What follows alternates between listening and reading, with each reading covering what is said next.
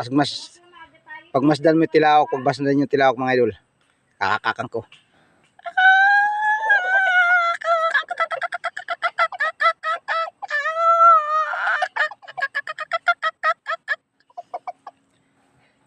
Nahihiya pag malapit ako.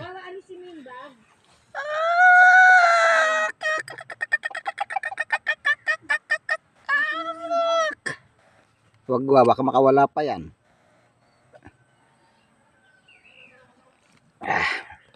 Practice. Pang-practice natin yan.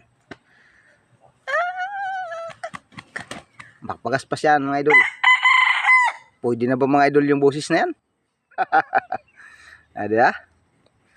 Mapalakpak pa yan pagka unang kakak mo at matindi. Batang-bata pa yan mga idol. Wala pa halos tayo dyan.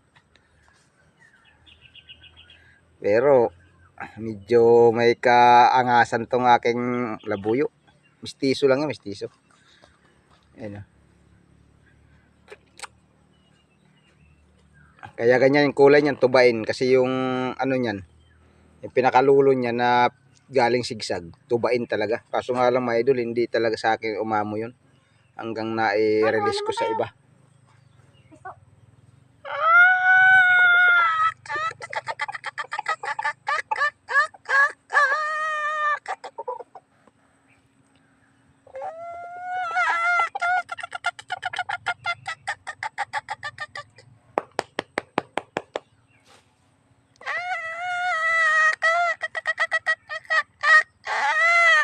Mga idol, ano lang yan.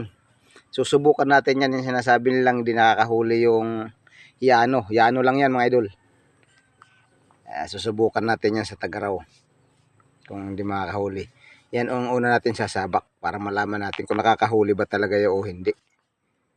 Kasi ayos naman yung kanyang dilaw. Tapos pagaspas. Ayan, isusubok na lang natin yung kanyang abilidad ba. Sige mga idol, hanggang dito lang muna. Pakinggan nyo na lang ng boses kung pwede na ba siyang ang boses niya na yun. Sana hindi na magbago mga idol ang boses niya. Okay, thank you very much. Pakisubscribe na lang dyan. Pakipalo na lang ng ating dyan. Okay mga idol, hanggang dito lang. Bye bye.